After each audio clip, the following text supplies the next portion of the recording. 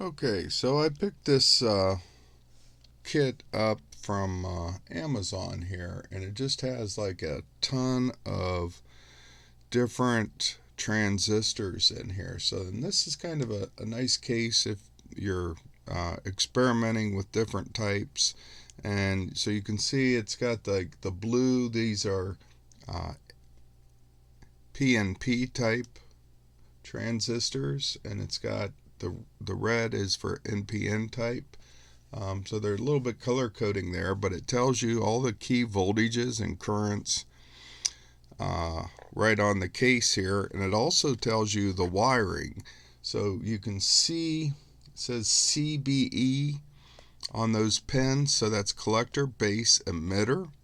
But if you look at some of the other ones, it's emitter, base, collector. So it just depends on which transistor that you get, what the 3 pins on that are. So again, these are the TO92 format. And here I've taken one of these out, so it's flat on one side.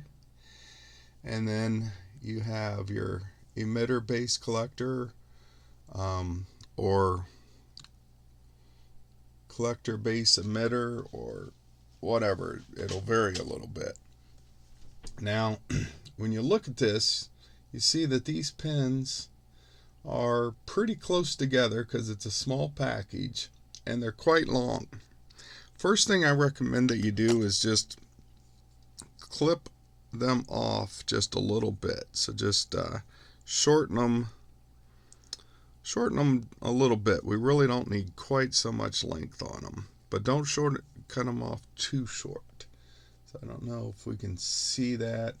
I'm just going to cut off maybe 1/4 of an inch.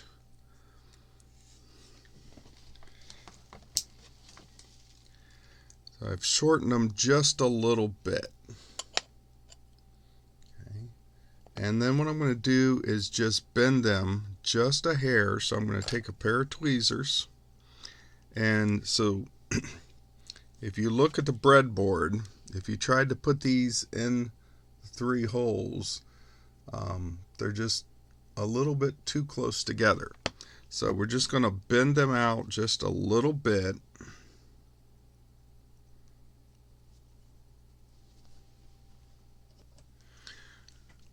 Okay, so I used the tweezers and I bent them out just a little bit and then bent them back down. And now if we take our breadboard and we can just slide it in here, we need 3 different holes, 3 different rows. And we're going to slip those right in there like that. Okay. And I had the flat side wrong. You want to make sure you got the center or the base. I'm not sure how well we can see that, but I got the 2 outside kind of coming forward, and then the center one, whichever it is, depending on which transistor you have. But a lot of times it's a base, but you put that in the back. So you take the flat side,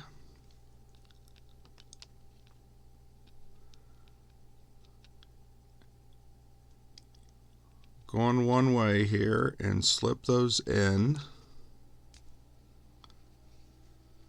like that. See how well we can see that. Okay. Alright, so I've actually got it right on the edge. Usually I try to put them about in the middle of your 5 rows. That one's not.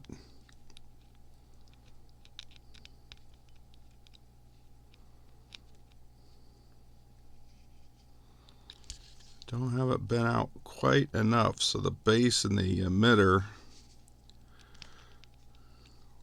were in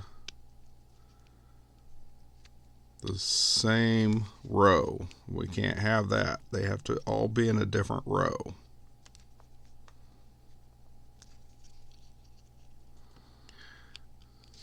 got it really dark in here because for the camera to focus on the board a little bit better, and so it's a little, there we go. And when you're trying to put them in, if they don't seem to quite want to go, use the tweezers. If you just force it down from the top, that's how you get the pins all bent up.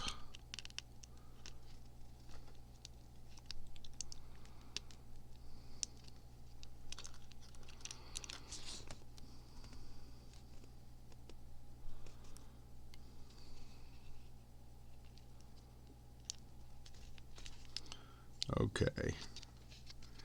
Alright, so see, there we go. So see, we've got them on 3 different rows. You need to make sure they're on 3 different rows there. And you've got a little bit of room. Don't try to get them spread out. You just use those 3 rows all adjacent. Don't try to like force these legs way over here.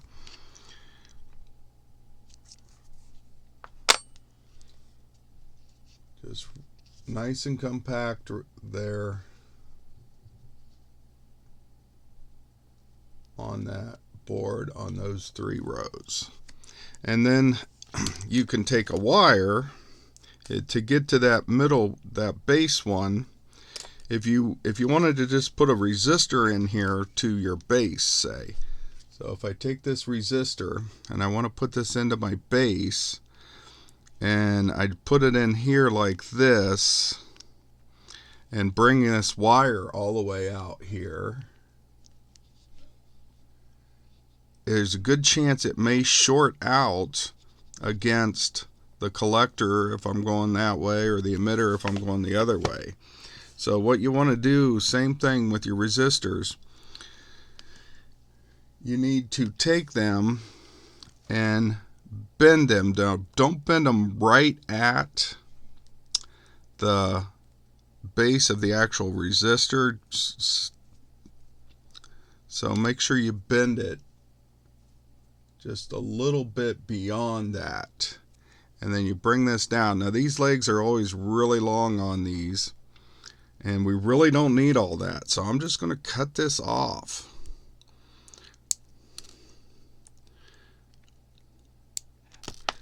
Cut that off about like this.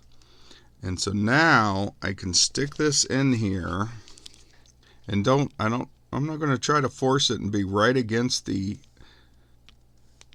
transistor. I'll be a second row over, and I'm going to put this down into the board. And again, if you're having issues, that's where a pair of tweezers really come in handy. And push it down in there.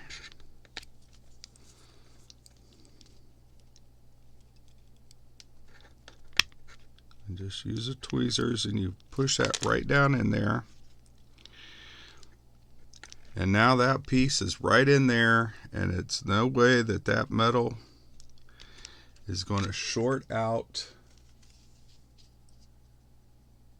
against the pins of the transistor or anything else. Okay, so just very nice and subtle, just push that right down in there. So don't be afraid to trim these off. Now you need to make sure, now let me pull this back out and look how long those legs are. All right, they have to go down through the thickness of the board. So pull this back out, right? There is quite a bit left on those legs, okay? But if you can see this, right? So I cut just about half of the wire off, okay? Just about half, or maybe even just a hair more than half. Okay, so that's kind of a good reference point. You know, I don't know why they make them quite so long. You really, if you're doing breadboarding, you definitely don't need them that long. But you do need them about half that. And then, like I say, you just kind of stick it in there. take the pair of tweezers and just get it in there. Now these smaller resistors like this, the legs are really bend easy. And so if you just try to push down with the transistor, you just get them all bent up. Okay, so that's nice, neat wiring there. And then if you just are using, if you just need to like bring out a wire, okay, so you want to take a piece of 22 gauge solid copper wire. All right, so this is 22 gauge solid copper wire. And if I just need to bring it out like a little bit, so let's say like I want to run, let's say that this is my emitter and I want it to just go to ground. So what I'm going to do is I've got this side already cut here. It actually looks a little bit short to go in the bread box. So I'm going to use a pair of fingernail clippers to strip just a little bit more of that wire on there. And if you squeeze too hard again, you'll clip it right off. So you kind of have to practice a little bit. But so right there, again, it's about the length of the bit of the that I cut off. And if I push this in here all the way down, you see that I have a hint of metal still sticking out. Okay, so just a hair. So I might trim that off just a hair more. And then it goes down in there, right down in there, and there's no metal showing on that wire at all. And now I'm going to bring it over here to my emitter. So I'm just going to kind of bend it over to the pin for the emitter, and right there where my finger is at, that's only about as long as I need it. So what I'm going to do, I just need about that much, but then I also need to go down into the board. So I'm going to come over to about this length right here, and then I'm going to cut it off, and then I'm going to strip it. And again, for something like this, you can use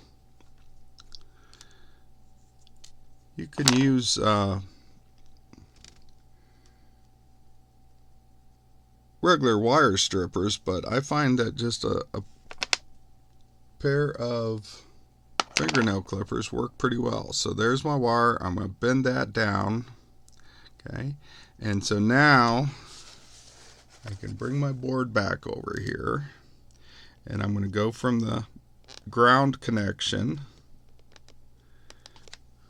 And again, I might have to use my tweezers here and push this down in,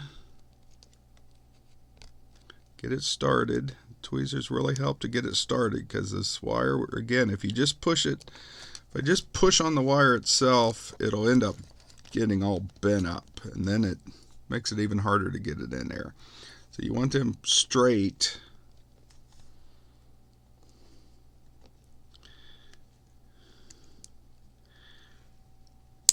And this is a really cheap pair of tweezers. I paid like $1 for them. You know, if you're going to do this a lot, you might want to get a slightly better pair of tweezers and spend $5 on them. But even this 99-cent tweezers does pretty well. And so there I have this connected to my ground rail, over and into the row where my emitter is at. Not sure how well it shows up on the camera there. Okay, but this wire is nice and low, nice and flat. There's no copper showing on it where it could accidentally short out. Okay, so you know, if you compare it to a wiring job like this, you know, we just got all these things just laying around. It's just unworkable. You want to keep your wires and your resistors nice and close. Okay.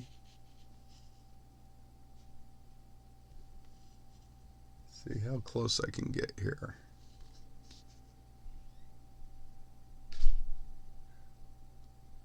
Okay, so keep the wires close to the board. Go ahead, and it's okay again to trim off about half of the leg of the resistor, maybe just slightly more than half of the resistor, and then bend it. Okay, and don't try to bend it right at the thing. Give a little bit of metal on each side, because otherwise it will break if you're bending it right at the base of the actual resistor